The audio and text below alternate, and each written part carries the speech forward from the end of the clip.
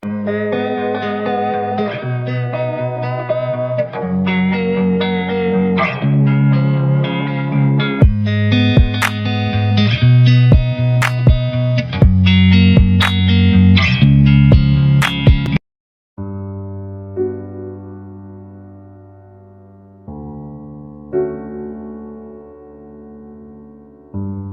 Morning বন্ধুরা, আজ চলে এসেছি পরের ভিডিও নিয়ে। আজকে শুক্রবার, গুড ফ্রাইডে। আজকে আমরা বেরোচ্ছি হচ্ছে একটা নতুন জায়গায়। টোটো চলে এসেছি, আমরা এখন বেরোচ্ছি আর কোথায় কোথায় যাচ্ছি তোমাদের সাথে শেয়ার করছি। তোমরা অতি অবশ্যই আমার সঙ্গে থাকো, দেখতে থাকো। Welcome back to my channel Sonali's আমিরের ব্লগ। তাহলে চলো আমার ভিডিওটা দেখতে থাকো। যথারীতি আমরা তিনজন বেরিয়ে পড়েছি। আমাদের এখন প্ল্যান হচ্ছে যে কোথায় আগে যাওয়া যায়। প্রথমেই তোমাদের দর্শন করাই, এই দেখো রাস্তার ওপরেই তারাপীঠে যাওয়ার জন্য একটা কি সুন্দর গেট করেছে। এখানে দেখো রাস্তার পাশেই আই লাভ তারাপীঠ লেখাটা রয়েছে। আর এই হলো দ্বারকা নদী। দ্বারকা নদীর উৎপত্তি ভারতের ঝাড়খণ্ড রাজ্যে সাঁওতাল পরগনা বিভাগে। সেখান থেকে মোহাম্মদ বাজারের কাছে পশ্চিমবঙ্গে বীরভূম জেলার দেউচা ও ময়ূরেশ্বর ও রামপুরহাট থানা দিয়ে বয়ে গিয়ে মুর্শিদাবাদে ভাগীরথী নদীতে মিশেছে। আর দুটি শক্তি মন্দির দ্বারবাসিনী ও তারাপীঠ এই নদের তীরেই অবস্থিত। এই হলো তারাপীঠের গেট, দেখতে পাচ্ছ নীল রঙের আর্চ করা আছে। দেবজ্যোতি বলল এখন ঢোকাই যাবে না, প্রচুর ভিড়, ভোর থেকে দুপুর পর্যন্ত লাইন থাকে প্রচণ্ড। আমরা এখন যাওয়াটা ক্যান্সেল করলাম, পরে যাব। এখন আমার সামনে দেখছো প্রভু বাঁকারায়ের শ্রীমন্দির সিংহদুয়ার। এই মন্দিরের ভেতরে আমরা ঢুকবো। শ্রী শ্রী বঙ্কিম বিহারী বাঁকারায়ের মন্দির হলো নিত্যানন্দ প্রভুর জন্মস্থান। এক চক্রধাম বীরচন্দ্রপুরের এক অন্যতম সুপ্রাচীন মন্দির। 550 বছরের পুরনো এই মন্দিরের অধিষ্ঠিত হলেন নিত্যানন্দ প্রভু সেবিত বিগ্রহ প্রভু বাঁকারায়। এই দেখো পুরীর মন্দিরের প্রবেশদ্বারের ন্যায় সিংহদুয়ার। মন্দিরটি পুরীর জগন্নাথ মন্দিরের আদলেই তৈরি হয়েছে। দেখো মন্দিরের গায়ে স্বয়ং জগন্নাথ দেবের আবির্ভাবের কথাই বলা হয়েছে। কিন্তু দুঃখের বিষয় হলো এই দেখো কি লেখা আছে। দেখো এটি নিত্যানন্দের আসল জন্মস্থানের মন্দিরেই স্থানীয় ব্রাহ্মণ পরিবার দ্বারা পূজিত নিত্যানন্দের মূর্তি রয়েছে। নিত্যানন্দের বাবা আসল বাড়ির স্থান হলো হুদাই পণ্ডিতা ভবনে। নিতাই কুণ্ডের পাশেই ছোট সাদা মন্দিরটি নিত্যানন্দের জন্মস্থানে হিসাবে চিহ্নিত করা হয়। এই মন্দিরটি দুটো বৃক্ষ রয়েছে যেগুলি নিত্যানন্দের সময় থেকেই আছে, কিন্তু এখানে কোনো মন্দিরেই ক্যামেরা অ্যালাউ নেই, তাই দেখাতে পারলাম না। এখানে কিন্তু ভিডিও করা যাবে না, ফটো তোলাও যাবে না, সেই জন্য আমরা একটু বসলাম, বসে ওয়েট করি। কটার সময় শুরু হয়েছে? 12টায় মন্দিরটা খুলবে, ঠাকুর দর্শন করা যাবে, তাহলে আমি বসে আছি। এবারে ঠাকুর দর্শন করে দিয়ে আমরা বেরিয়ে যাবো। এই ছুটিটা পরে আসলে মুশকিল হয়ে গেছে। হ্যাঁ, বড্ড ভিড়, এই মানে কোনো জায়গায় ঠিকভাবে যেতে পারছি না। আর তারাপীঠ থেকে যখন আমরা মানে পাশ দিয়ে এলাম, বিশ্বাস করবে না এত ভিড়, দেখালাম মানে আমরা ঠিক করেছি দর্শন করতে যাবো, কিভাবে যে দর্শন করবো কে জানে, বুঝতেই পারছি না। আমরা ঠিক করেছি যে তারাপীঠের সামনে দিয়ে তোমাদের দেখালাম, ওখান দিয়ে যাবো না। দেবজ্যোতি বললো পেছন দিক দিয়ে যাবে। একচক্র নামের উৎপত্তি পাণ্ডবদের কিংবদন্তির সাথে জড়িত। কুরুক্ষেত্রের যুদ্ধে যখন কৃষ্ণ তার ভক্ত অর্জুনকে বাঁচাতে যুদ্ধে কোনো পক্ষ না নেওয়ায় প্রতিজ্ঞা ভঙ্গ করেছিলেন, তখন তিনি অর্জুনের সাথে লড়াই করে আসা ভীষ্মদেবকে আঘাত করার জন্য চাকা নিয়ে ছুটে এসেছিলেন। ভীষ্মদেব যখন তাকে অনেক সুন্দর প্রার্থনা দিয়ে সন্তুষ্ট করেছিলেন, তখন কৃষ্ণ তার ক্রোধ হারিয়ে চাকাটিকে একপাশে ফেলে দেন। চাকাটি গ্রামে পড়ে আর নামকরণ হয় এক চক্র, মানে এক অর্থাৎ একটি, চক্র অর্থাৎ চাকা। আর তোমাদের বলে দিই, বাঁকারায় মন্দিরের মূল বেদির মাঝখানে রয়েছে নিত্যানন্দের মূর্তি। বাম দিকে আছে চৈতন্য মহাপ্রভু, ডান দিকে আছে অদ্বৈত আচার্য। শ্রী শ্রী নিত্যানন্দের জন্মস্থান নিতাইবাড়ি, সেখানেও তোমাদেরকে নিয়ে যাব, তোমাদের দেখাবো। 1474 খ্রিস্টাব্দে বীরচন্দ্রপুরের এক চক্রধামে মাঘী শুক্লা ত্রয়োদশীতে ধর্মপ্রাণ ব্রাহ্মণ শ্রীহার ওঝা এবং স্ত্রী পদ্মাবতী দেবী পুত্র রূপে কোলে আসেন প্রভু নিত্যানন্দ। তার পূর্ব নাম ছিল কুবের। তার কয়েকজন ভাই ছিল। বৈষ্ণব ভজন গাওয়ার জন্য তার নিষ্ঠা এবং দুর্দান্ত প্রতিভা খুব ছোটবেলা থেকেই প্রকাশ পেয়েছিলেন। তিনি ছোটবেলায় অন্য ছেলেদের সাথে ভগবান রামের লীলার পুনর্নির্মাণের রামের ছোট ভাই লক্ষণের ভূমিকা পালন করতেন। 12 বছর বয়সে গৃহত্যাগ করে তিনি সন্ন্যাসী লক্ষ্মীপতি তীর্থের সঙ্গে বিভিন্ন তীর্থস্থানের ভ্রমণে বেরোন।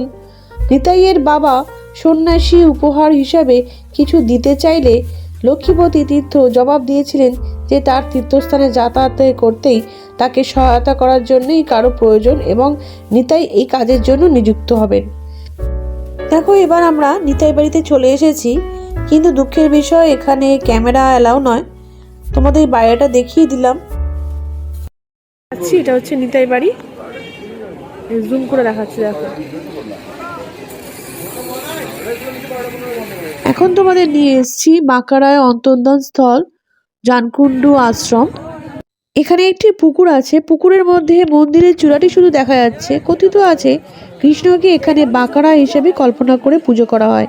তিনি এই জমিতেই অন্তর্ধান হয়ে গেছিলেন। কয়েক বছর আগে জমি খনন করে বেশ গভীরতায় পৌঁছালেও মন্দিরের তলদেশে পৌঁছানো যায়নি। নিচ থেকে জল উঠে আসে এবং পুকুর হয়ে গেছে। এখন দেখো, এই পুকুরে স্নান করলে নাকি সব রোগ ব্যাধি নির্মূল হয়ে যায়। পুকুরের জল গ্রীষ্মকালে শুকোয় না, বর্ষার জল উপচে পড়ে না। এখন শীতকাল, দেখতেই পাচ্ছ একদম কানায় কানায় জল রয়েছে। প্রভু নিত্যানন্দ মাকে স্নান করানোর জন্য সর্বতীর্থকে আহ্বান করে এই কুণ্ডে এনেছিলেন। তাই এই কুণ্ডে 7 সাগর 7 নদী বর্তমান। তাই ভক্তরা এই পবিত্র জল স্পর্শ করে তাদের ধন্য করছেন। দেবজ্যোতি, তোমাকে অনেক অনেক ধন্যবাদ। তুমি আমার হয়ে এই পুকুরের ভিডিওটা করে আনলে। আমি যেতে পারিনি কারণ আমার পায়ে মোজা ছিল, সেই জন্য ওই আমাদের হয়ে ভিডিওটা করে আনলো। আর এখন দেখো, ওই জল আনছে হাতে করে। এই জল আমরা মাথায় ছিটিয়ে নিজেদের ধন্য মনে করছি। কি শান্তি, আর জলটাও খুব ঠান্ডা। তোমরা কিন্তু আমি যে যে জায়গাগুলো তোমাদের দেখাচ্ছি অতি অবশ্যই আসবে, অনেক কিছু দেখার আছে। সত্যি দেখলে না মন ভরে যায়। এই ঐতিহাসিক জায়গাগুলোতে যত যাচ্ছি আমি যেন সেই প্রাচীন যুগে হারিয়ে যাচ্ছি। এইবার এই জায়গাটা থেকে বেরিয়েই আমি তোমাদেরকে নিয়ে যাব পঞ্চপাণ্ডবদের অজ্ঞাতবাস। এই হলো গর্ভবাস। এটা আমি বাইরে থেকে তোমাদের দেখাচ্ছি। এবার দেখো, এই এখানে শ্রী গৌর আর শ্রী নিত্যানন্দ বিরাজ করছেন এই মন্দিরে।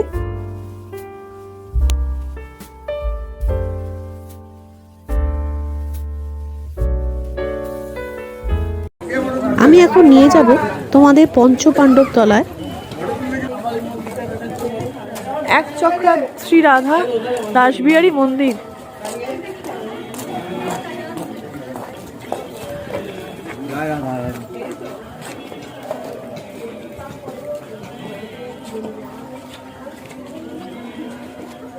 মহাপ্রসাদ।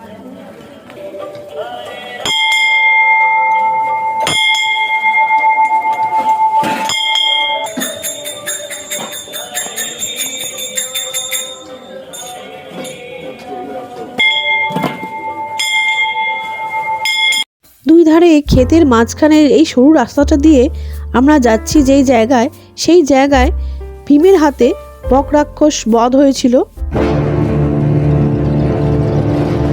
পাণ্ডবদের 12 বছরের বনবাসের পর 1 বছরের অজ্ঞাতবাস নির্ধারিত হয়। কথিত আছে পাণ্ডবরা যখন বনে নির্বাসিত হয়েছিলেন তখন তারা তাদের মা কুন্তির সঙ্গে এখানে বাস করতেন। কৌরবরা ও তাদের মামা শকুনি পাণ্ডবদের গোপনে হত্যা করার ষড়যন্ত্র করেন। শকুনির নির্দেশে স্থাপিত পুরোজন বারণাবাদ জায়গায় দাহ্য পদার্থ নিয়ে যতুগৃহ নামে এক প্রাসাদ তৈরি করেন। সেই প্রাসাদটি কিন্তু খুব সুন্দর। সেই প্রাসাদটি তৈরি করে পাণ্ডব ও কুন্তিকে ছুটি কাটানোর পরামর্শ দেন। এদিকে এই সুযোগে বিদুর শকুনি ষড়যন্ত্র বুঝতে পেরে পাণ্ডবদের সাবধান করেন ও যতুগৃহে আগুন লাগলে তারা এক সুড়ঙ্গ পথে যেন বেরিয়ে যান সেই ব্যবস্থাও করে দেন। আর সকলে ভাববে পাণ্ডবদের মৃত্যু হয়েছে। সেই সুড়ঙ্গ পথ থেকে পালিয়ে এসে তারা এইখানেই আশ্রয় নেন আর ভীমের হাতে এইখানেই বকাসুর বধ হয়।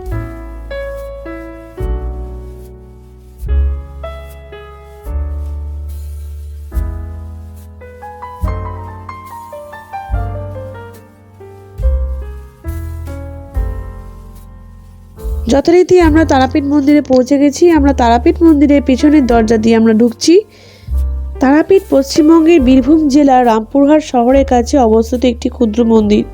এই শহর তান্ত্রিক দেবী তারার মন্দির ও মন্দির সংলগ্ন শ্মশানের জন্যই বিখ্যাত। এই মন্দির ও শ্মশান একটি পবিত্র তীর্থক্ষেত্র। 15ই এপ্রিল 1818 মল্লারপুরের জমিদার জগন্নাথ রায় নির্মিত এই মন্দির। তারাপীঠ পাগলা সন্ন্যাসী মামাকাপার জন্যই প্রসিদ্ধ। মামাকাপা এই মন্দিরে পূজা করতেন এবং মন্দির সংলগ্ন শ্মশানের কৈলাসপতি বাবা তান্ত্রিকের কাছে তন্ত্র সাধনা করতেন। মামাকাপা তারামায়ের পূজাতেই জীবন উৎসর্গ করেছিলেন। মন্দিরের কিছু দূরেই আটলা গ্রামে তার আশ্রম ছিল। এই হলো মন্দিরের প্রবেশ পথ। তারাপীঠ বীরভূম জেলার সাহাপুরের একটি গ্রাম। এটি দ্বারকা নদীর তীরে অবস্থিত। রামপুরহাট শহর থেকে 6 কিলোমিটার দূরে তারাপীঠ অবস্থিত। তারাপীঠ মন্দিরের উৎস ও তীর্থ মাহাত্ম্য হলো শক্তিপীঠ। এখন আমরা তারাপীঠ মহাশ্মশানে চলে এসেছি। তোমাদের আগে মহাশ্মশানটা পুরোটা দেখিয়ে দিই। অনেক বছর আগে আমি এসেছিলাম বাবা মা বোনের সাথে। দেখো এখন অনেক চেঞ্জ হয়ে গেছে, চিনতেই পারছি না।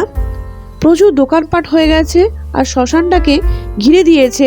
আগে এরকম ছিল না, পুরো ফাঁকা মাঠের মতন ছিল। জানো আগে যখন এসেছিলাম তখন এখানে ওখানে মরা পড়ছে, চতুর্দিকে হাড় পড়ে আছে। তবে চলো তোমাদের ভেতরটা গিয়ে দেখাই কেমন অবস্থা এখন। শহরের এক কোণে নদীর ধারে ঘন অরণ্য বেষ্টিত তারাপীঠ শ্মশানটি অবস্থিত। শ্মশানটি লোকালয় থেকে অনেক দূরে।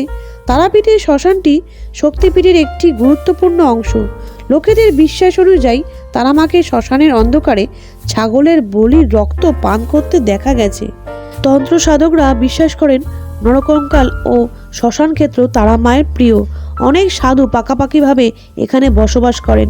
এই শ্মশানে কুমারী মেয়ে ও আত্মঘাতী ব্যক্তির মাথার খুলি অলৌকিক ক্ষমতার বিশ্বাস করা হয়। মামাকাপা এই শ্মশানেই সাধনা করতেন। তিনি তারাপীঠের কাছে মল্ল রাজাদের মন্দিরময় গ্রাম মালতী, যেটি ঝাড়গ্রামে অবস্থিত, সেখানে সাধনা করতেন। তিনি ছিলেন 19 শতকের প্রসিদ্ধ কালীভক্ত রামকৃষ্ণ পরমহংসের সমসাময়িক। অল্প বয়সে গৃহত্যাগ করেন, কৈলাসপতি বাবার সান্নিধ্যে তন্ত্র সাধনা করেন। পরে তিনি তারাপীঠের প্রধান ধর্মীয় ব্যক্তি হয়ে উঠেছিলেন। ভক্তরা তার কাছে আশীর্বাদ নিত। তিনি মন্দিরে কিন্তু কোনো নিয়ম মানতেন না। একবার নৈবেদ্য নিবেদনের আগেই খেয়ে ফেলেন মামাকাপা। তিনি পুরোহিতদের রোষ দৃষ্টিতে পড়েছিলেন। শোনা যায় এরপর তারামা নাটোরের মহারানীকে স্বপ্নে দেখা দিয়ে দেবীপুত্র মামাকাপাকে প্রথম ভোজন করাতে আদেশ দেন। তারপর থেকেই মন্দিরে দেবীকে নৈবেদ্য নিবেদনের পূর্বে মামাকাপাকে ভোজন করানো হতো। কেউ তাকে কিন্তু বাধা দিত না। কথিত আছে তারামা শ্মশান ক্ষেত্রে বিছানা বেশে মামাকাপাকে দর্শন দিয়ে তাকে স্তন্যপান করিয়েছিলেন। তারাপীঠের মহাশ্মশান জ্যোতিরূপে বাস করেন দেবী, যেন তারার মিটমিটে আলো। দেবীর সঙ্গে থাকেন যোগিনীরা। অনেকেই তারাপীঠের শ্মশানে অন্ধকারে মিটমিটে আলোয় দেখতে পান। সেই আলো দেখেই কাছে যেতে নেই, তাতে দেবী রুষ্ট হন। বন্ধুরা তোমরা দেখতে পাচ্ছ এই সামনে কালো স্তূপাকার হয়ে আছে। আমি তো প্রথমে বুঝতেই পারিনি, তারপর জানতে পারলাম যে এটি হচ্ছে মরার ছাই। স্তূপাকার হয়ে আছে আর উপরের ঢিবিগুলো দেখছো, ওখানেই কাঠের উপরে মরাকে শুইয়ে পোড়ানো হয়।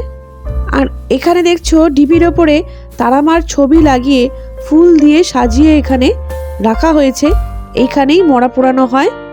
এখানে দেখো অনেক রুদ্রাক্ষের ফল রয়েছে। আচ্ছা তোমরা বলো তো, তোমরা অনেকেই হয়তো জানো এটা কি সত্যি রুদ্রাক্ষের ফল? আমি ঠিক জানি না এগুলো। পঞ্চমুখী দুর্গে এলো ওরকম তো তুমি বলতে পারবে না। না এটা নেপালের ফল। হ্যাঁ 1 থেকে 21 পর্যন্ত পাওয়া যায়। আমার নসিবে যেটা মিলবে সেটা পাবেন আমি। আর আমার কাছে খোলা গুটি আছে 1 থেকে 9 অবধি। 1 নেবেন 2200 টাকা দাম, আর 2 নেবেন 50 টাকা দাম, 3 নেবেন 40, 5 নেবেন 20 টাকা। মানে একের হচ্ছে সবচেয়ে বেশি দাম। 21 মুখী ফুল দাম আছে, সব থেকে বেশি হচ্ছে 21 মুখী। কত দাম আছে? হ্যাঁ মোটামুটি 70 লাখ টাকা যেটা অরিজিনাল হয়। মানে এগুলো কি সব অরিজিনাল? হ্যাঁ অবশ্যই দেখুন। ওটা আমি তোমায় জিজ্ঞেস করছি। ওটা হাতে নিয়ে দেখো, মাটির তৈরি আছে না আটা তৈরি আছে না প্লাস্টিক আছে। গাছের ফল। হ্যাঁ সে গাছের ফল তো আমি জানি। আমাদের এটা তো নেপালে জানা, আমরা কোনো বেশি না। আরে তুমিও বলতে পারবে না কোনটায় কি আছে। কত করে? আমরা তীরমূর্তি মহাশ্মশানটা ঘুরে ঘুরে দেখছি। আর এখানে দেখো কি সুন্দর দৃশ্য আমার ভিডিওতে ধরা পড়লো। ওটাই জিজ্ঞেস করছি। ষাঁড়ের না মোষের? ওটা মোষের, এটা ষাঁড়ের আর ওটা হচ্ছে মোষের। না না দেখ, দেখো এখানে মরার খুলি, মরার হাড়, ত্রিশূল নিয়ে সাজিয়ে গুছিয়ে বসেছে। তোমরা এখানে এলে এরকম লাইন দিয়ে দেখতে পাবে। সত্যি এরকম দেখলে ভয়ঙ্করও লাগে। দেখো সাধক বামাখ্যাপার মূর্তি এখানে। দ্বারকা নদীর জল উত্তর বাহিনী মানে এর স্রোত উত্তর দিকে। হিন্দু ধর্মে উত্তর বাহিনী নদী বিশেষ গুরুত্বপূর্ণ। ভারতের সব নদী উত্তরে হিমালয় থেকে নামছে, কিন্তু কাশীতে গঙ্গা ও বীরভূমে দ্বারকা নদী উত্তর বাহিনী, তাই দ্বারকা নদ মহাশক্তির উৎস। এই নদীতে স্নান করলে সিদ্ধিলাভ হয়। বামাখ্যাপার পঞ্চমুণ্ডের আসন। এখানে 5টি মুণ্ড সাপের, ব্যাঙের, খরগোশের, শেয়ালের ও মানুষের তৈরি। এই আসনে বসেই বহু যুগ পূর্বে মা তারাকে তুষ্ট করে তারাপীঠকে সিদ্ধপীঠে পরিণত করেন ঋষি বশিষ্ঠ। সাধক বামাখ্যাপাও এই আসনে বসেই সিদ্ধি লাভ করেন।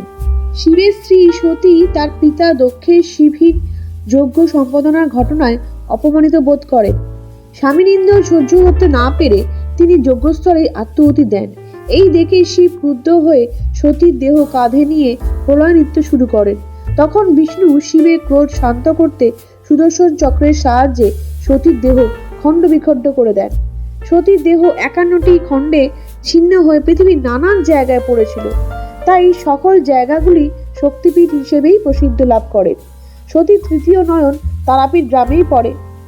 সেটি আবার পাথরে পরিণত হয়ে যায়। ঋষি বশিষ্ঠ প্রথম এই রূপটি দেখতে পান এবং সতীকে তারারূপে পুজো করেন। পীঠস্থানগুলির মধ্যে তারাপীঠ একটি সিদ্ধপীঠ। এখানে সাধনা করলে সাধক জ্ঞান, আনন্দ, সিদ্ধি, ক্ষমতা প্রাপ্ত হয়। ঋষি বশিষ্ঠ এখানে তারা মায়ের তপস্যা করেন। তিনি সফল হননি অবশ্য। তখন তিনি তিব্বতে গিয়ে বিষ্ণুর অবতার গৌতম বুদ্ধের সঙ্গে দেখা করেন। গৌতম বুদ্ধ তাকে বাম মার্গে মদ্য, মাংস, পঞ্চমকার সহ তারা মায়ের পুজো করতে বলেন। এই সময় গৌতম বুদ্ধ ধ্যান যোগী জানতে পারেন মন্দিরে তারামূর্তি প্রতিষ্ঠা করে পুজো করার আদর্শ স্থান হলো তারাপীঠ। ঋষি বশিষ্ঠ তারাপীঠে এসে 3 লক্ষবার মন্ত্র জপ করেন। তারা মা সন্তুষ্ট হয়ে বশিষ্ঠর সামনে আসেন।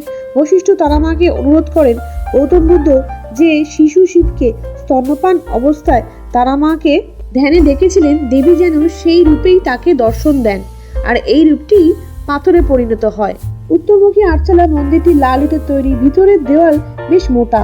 উপরে শিখর পর্যন্ত একাধিক ধনুকের আকারে খিলান উঠেছে। চারচালার ওপরে এই 4 কোণে 4টে ছোট ছোট চূড়া আছে। মন্দিরের চূড়ায় একটি তামার পতাকা সহ ত্রিশীল 3টি পদ্ম ভেদ করে উঠেছে। মন্দিরের প্রবেশপথের মধ্যেই খিলান দুর্গ রয়েছে। উত্তর দিকে বাম পাশের খিলানেই উপর কুরুক্ষেত্র যুদ্ধের ঘটনা, ভীষ্মের সরসজ্জা, অশ্বত্থাম হত ইত্যাদি মহাভারতের কাহিনী বর্ণনা করা হচ্ছে। মন্দিরের উত্তর, ভিতর, পূর্ব দিকে সীতাহরণ, অকালবোধন, রাম রাবণের যুদ্ধ এসব দৃশ্য আছে। দেখো বন্ধুরা, আমরা পুজো দেওয়ার জন্য দাঁড়িয়ে পড়েছি আর দেবজ্যোতি আগে থেকেই পুরোহিত ঠিক করে রেখেছিল। আমরা ঝুড়ি হাতে নিয়ে ঝুড়ির মধ্যে ফুল পেড়া নিয়ে অপেক্ষা করছি। 12 ফুট বাই 6 ফুট মাপের মন্দির গর্ভগৃহে দেবী বিরাজ করছেন। শিশু শিবকে স্তন্যপান অবস্থায় তারা মায়ের মূল পাথরের মূর্তিটি একটি 3 ফুট উঁচু ধাতব মূর্তির মধ্যে রাখা হয়েছে। এখানে এখনো পশু বলি হয় তোমাদের দেবীর মাথায় রূপোর মুকুট, পরনে লাল বেনারসি, গলায় রক্তজবা মালা। উফ, সে অপরূপ এক দৃশ্য, দেখলে যেন গায়ে কাঁটা দিয়ে ওঠে। ভক্তরা মন্দিরে প্রবেশ করার আগেই মন্দিরের কাছে জীবিত কুণ্ড নামে পবিত্র জলাশয়ে স্নান করেন। সবাই বিশ্বাস করেন এই জলাশয়ের জলে আরোগ্য ক্ষমতা বিদ্যমান।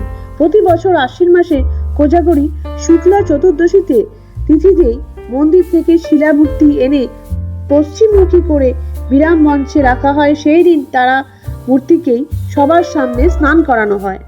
দেখো বন্ধুরা, এখনো কত লাইন দিয়ে আছে মানুষজন। আমাদের চেনাশোনা ছিল বলেই সেই জন্য তাড়াতাড়ি হয়ে গেল। এবার আমরা বাড়ির দিকে রওনা দেবো। এই দেখো, তোমাদের এখন কাকাতুয়া পাখি দেখাচ্ছি কেন? কোথায় এসছি বলো তো আমরা? কি সুন্দর কাকাতুয়া পাখিটা দেখো। আমরা এখন চলে এসেছি কাকাতুয়া প্যানার দোকান। এই দোকানটি তারাপীঠ মন্দির দিয়ে ঢুকেই ঠিক ডান দিকেই পড়বে। এই দোকানের প্যারা খেতে নাকি খুব ভালো। তা তোমরা জানিও তো কে কে এই দোকানে এসেছো। এবার আমরা এখান থেকে বেরিয়ে যাব। তোমাদের সকালবেলা দেখিয়েছিলাম না তারাপীঠ ঢোকার প্রবেশপথ। এই আমরা এই প্রবেশপথ থেকে এবার আমরা বেরোচ্ছি। এই যে দ্বারকা নদী।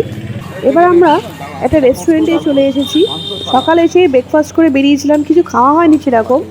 তা খুব খিদে পেয়ে গেছে, দেখি এখানে কি খাওয়া যায়। জানো এখন 5টা বেজে গেছে, পেটে যেন ছুঁচো ইঁদুর সবাই মিলে দৌড়োদৌড়ি আরম্ভ করে দিয়েছে। যা পাই তাই খেয়ে নেবো এখন আমরা।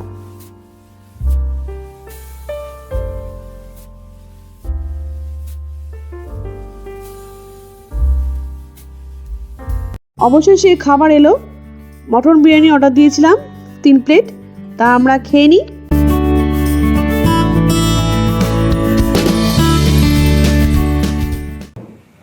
তো বন্ধুরা, আজকে এই ভিডিওটা তোমাদের কেমন লাগলো?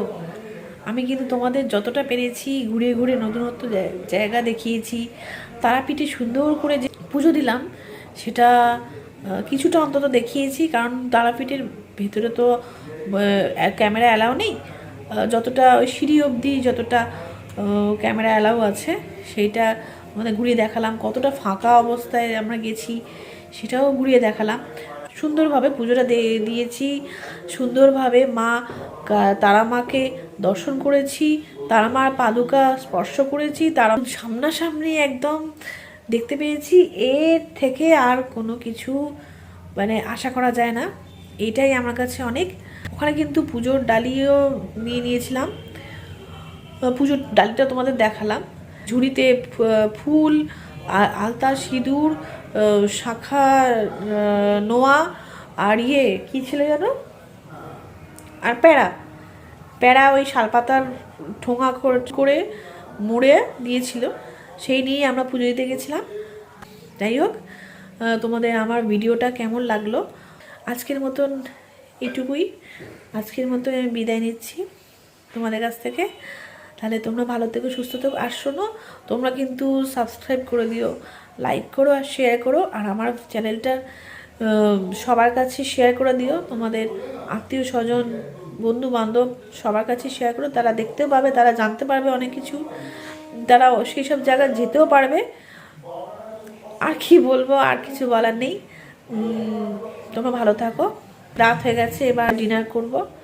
ডিনার করে কালকে আবার প্ল্যান আছে, কালকে আবার গুড মর্নিংয়ে তোমাদের সাথে দেখা হবে। কালকে কোথায় কোথায় যাবো সব কালকেই সব তোমাদের বলবো, তোমাদের দেখাবো, তোমাদের সাথে শেয়ার করব। তাহলে চলো, টাটা, বাই বাই। আজকের মতন গুড নাইট।